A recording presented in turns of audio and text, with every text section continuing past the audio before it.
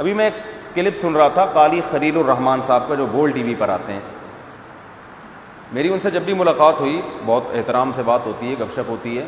میرے سامنے انہوں نے کبھی کوئی ایسی فرقواریت والی بات نہیں کی ہے، تو میں بھی نہیں کرتا. ابھی میں ان کا ایک کلپ سن رہا تھا، اس میں انہوں نے ایک بات کہی کہ امام ابو حنیفہ تو 70-80 ہجری میں پیدا ہوئے، تو یہاں سے آپ امام ابو حنیفہ تک تو پہنچتے ہو صدیوں کا فاصلہ طے کر کے، تو 70 سال کا اور رہ گیا، تو ڈائریکٹ نبی تک کیوں نہیں چلے جاتے؟ 70 سال رہ گئے.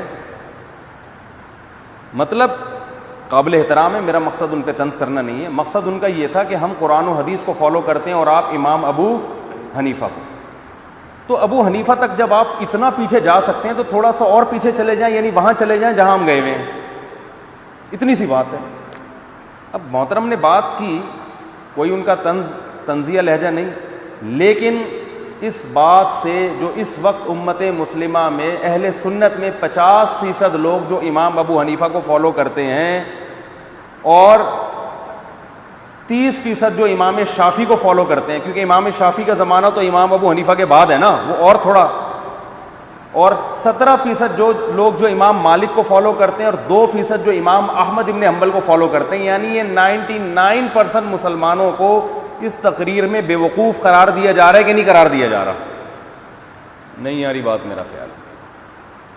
یعنی محترم کا کہنے کا مقصد یہ ہے کہ یہ جو چاروں اماموں کے فالوورز ہیں، ان میں اتنا شعور بھی نہیں ہے کہ یہ آج سے 1100 سال پہلے کسی شخصیت کو تو فالو کرنے کے لیے تیار ہیں، 50-60 سال مزید تھوڑا آگے جا کے ڈائریکٹ نبی کو فالو کر لیں، اس کے لیے یہ تیار نہیں ہے. تو یہ 99% امت کا احمق اور بے وقوف ہونا ثابت ہو رہا ہے کہ نہیں ہو رہا؟ کہ جناب قاری صاحب کو تو اللہ نے اتنا شعور عطا فرمایا اور 99% امت میں اتنی عقل بولو بھائی نہیں ہے. تو میں نے اس پہ کمنٹس کیے تھے کہ قاری صاحب آپ بہت قابل احترام ہیں، آپ کسی وقت یہ بات میرے سامنے کہیے، میں آپ کو اس کا جواب دوں گا، اور دونوں لائیو ویڈیو ریکارڈ کرا کے اس کو نیٹ پہ ڈال دیں گے. پبلک کو سمجھ میں آ جائے گا کہ آپ جو دعویٰ کر رہے ہیں یہ دعویٰ میں اس میں کہیں لفاظی تو نہیں ہے، گڑبڑ تو نہیں ہے، کہیں ایسا تو نہیں آپ لوگوں کو کنفیوز کر رہے ہیں.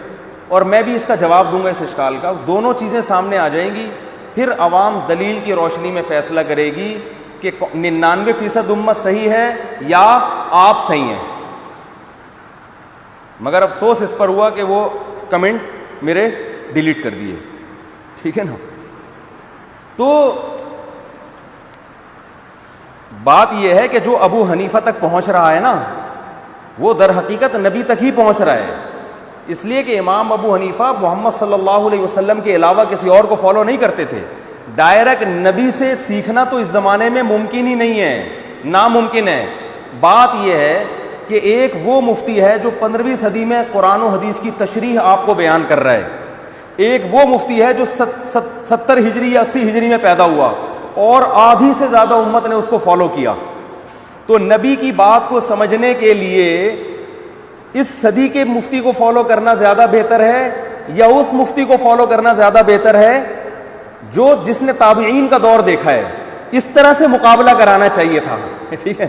99% امت کہتی ہے کہ قرآن و حدیث کی تشریح کے لیے، سمجھنے کے لیے اس دور کے مفتی کو فالو کرنے کے بجائے ان لوگوں کو فالو کیا جائے جن کو 99.99% امت نے فالو کیا ہے، اپنا امام مانا ہے. تو آپ امام ابو حنیفہ کا مقابلہ پیغمبر سے نہ کرائیں، آپ ابو حنیفہ کا مقابلہ اپنے آپ سے کرائیں کہ مجھے فالو کرنا زیادہ بہتر ہے یا ابو حنیفہ کو. آپ امام ابو حنیفہ کو نبی کے مقابلے میں لا کے یہ شو کر رہے ہیں کہ وہ کچھ اور بات پہ فتویٰ دیا کرتے تھے، وہ قرآن و حدیث نہیں، وہ ان کی اپنی آرا ہوتی تھی، اور آپ جو بات کر رہے ہیں وہ قرآن و حدیث کی روشنی میں ہوتی ہے. نہیں آ رہی سمجھ میں؟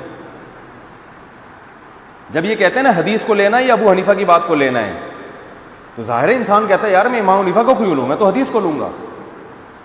مقابلہ یوں کرانا چاہیے کہ حدیث کی ایک تشریح میری ہے، ایک کس کی ہے؟ ابو حنیفہ کی. ان دونوں میں کس تشریح کو لوگے؟ پھر لوگ کہیں گے آپ کو کیوں لیں، آپ کی تشریح کیوں مانیں، امام حنیفہ کی مانیں گے نا.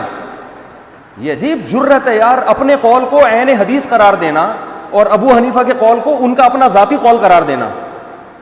یہ لفاظی ہو رہی ہے مارکیٹ میں. آ رہی ہے سمجھ میں کہ نہیں آ رہی ہے؟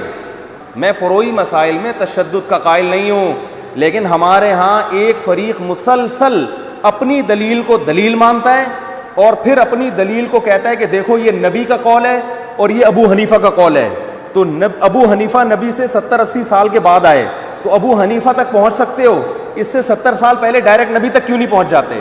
یہ لفاظی ہو رہی ہے. ہونا یوں چاہیے کہ وہ یوں کہے کہ قرآن و حدیث کے یہ دلائل ہیں جس کے بارے میں, جن دلائل کو سامنے رکھ کر میری ذاتی رائے یہ ہے کہ سورہ فاتحہ پڑھنی چاہیے امام کے پیچھے, اور ابو حنیفہ کے یہ دلائل ہیں, اور ان دلائل کو سامنے رکھ کر ابو حنیفہ کی رائے یہ ہے کہ فاتحہ نہیں پڑھنی چاہیے. اب بتاؤ قرآن و حدیث کی وہ تشریح مانو گے جو 15ویں صدی میں کر رہا ہوں, یا وہ تشریح مانو گے جو 80 ہجری میں پیدا ہونے والے تابعین کی زیارت کرنے والے اور وہ مجتہد جن کو 50% امت نے فالو کیا ہے ان کی تشریح کو معتبر مانو گے؟ تو فوراً انسان کہے گا بھائی ہم ابو حنیفہ کو آپ پر ترجیح دیتے ہیں. مگر اسٹائل یہ نہیں ہوتا. اسٹائل یہ ہوتا ہے کہ یہ حدیث ہے اور یہ قول ابو حنیفہ ہے, کس کو مانو گے؟ تو ظاہر ہے جب نبی کی بات اور ابو حنیفہ کی بات آئے گی تو انسان کہے گا میں تو نبی کو مانوں گا. تو یہ لفاظی ہو رہی ہے. آپ کی تشریح اور ابو حنیفہ کی تشریح میں اختلاف ہو رہا ہے.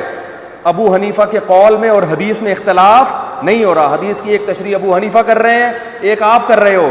آپ اپنی تشریح کو نبی کا قول قرار دیتے ہو اور ابو حنیفہ کی تشریح کو ان کی ذاتی رائے قرار دیتے ہو. یہ عجیب بات ہے کہ آپ کو تو نبی کو فالو کرنے کا شوق ہے, نبی کے مقابلے میں اپنی ذاتی رائے پیش کرنے کا شوق نہیں ہے, اور ابو حنیفہ جو تھے وہ نبی کے قول کے مقابلے میں اپنی ذاتی آرا پیش کیا کرتے تھے. تو اس طرح کی سوچ سے امت مجتہدین سے بدگمان ہوگی کہ نہیں ہوگی؟ سمجھ میں آ رہی ہے بات کہ نہیں آ رہی؟ تو یہ چل رہا ہے یوٹیوب پہ بس جو اٹھ کے. تو اختلافی مسائل میں ہم شدت کے قائل نہیں ہیں, ہم تو اس کے قائل ہیں دوسرے کے دلائل کو بھی ہم دلیل مانتے ہیں, ہم کہتے ہیں یہ بھی اختلاف ہے وہ بھی اختلاف. لیکن ایک طبقہ اس امت میں توڑ پیدا کر رہا ہے قرآن و حدیث کا لیبل لگا کے, اور وہ کہتے ہیں ہم جو کہتے ہیں وہ عین قرآن عین حدیث ہے. حنفی جو کہتے ہیں یہ ابو حنیفہ کی اندھی تقلید ہے. سمجھ میں آ رہی ہے بات؟ اور ان کے فالوورز اپنے مجتہد کی اندھی تقلید کر رہے ہوتے ہیں کیونکہ دوسرے کی دلیل سننے کے لیے تیار نہیں ہوتے. سنتے ہیں تو انہوں نے فیصلہ کیا ہوتا ہے اس پہ رد ہی کرنا ہے. ایک صاحب میرے پاس آئے کہ رفع الیدین سے بحث کرنے لگے. میں نے کہا پھر تو حدیث میں یہ بھی آتا ہے, سورہ نسائی کی حدیث ہے کہ 2 سردوں کے درمیان نبی نے رفع الیدین کیا ہے. کہہ رہے وہ ضعیف ہے. میں نے کہا آؤ بیٹھو اس پہ بات کرتے ہیں, میں ثابت کروں گا کہ وہ ضعیف نہیں ہے. ناصر الالبانی نے اس کو صحیح قرار دیا. کہہ رہے نہیں وہ ضعیف ہے. نئی بات کی بھاگ گئے. تو یہ اندھی تقلید ہے کہ نہیں ہے؟ دلائل سے بات کرنی ہے تو پھر پورا ایک موضوع میں گھسو, اندر تک جاؤ, ایک موضوع میں اچھی طرح گھس کے اس کی گہرائی میں جا کے پھر آپ کی تحقیق کا پتہ چلتا ہے. یک طرفہ دلائل سننے سے تحقیق نہیں ہوتی. تو آج بھی بہت سے لوگ قرآن و سنت کا لیبل لگاتے ہیں. قاری خلیل صاحب سے مجھے یہ توقع نہیں تھی کہ 99% امت جو چاروں ائمہ میں سے کسی کی تقلید کر رہی ہے ان کو اس طرح سے محترم نے گمراہ قرار دیا ہے. تو میں نے قاری صاحب سے کہا کبھی بیٹھیں چھاؤں میں آئیں ہم سے بھی بات کریں, ٹھیک ہے نا. تو ہم تو قاری صاحب کا بھی احترام کرتے ہیں.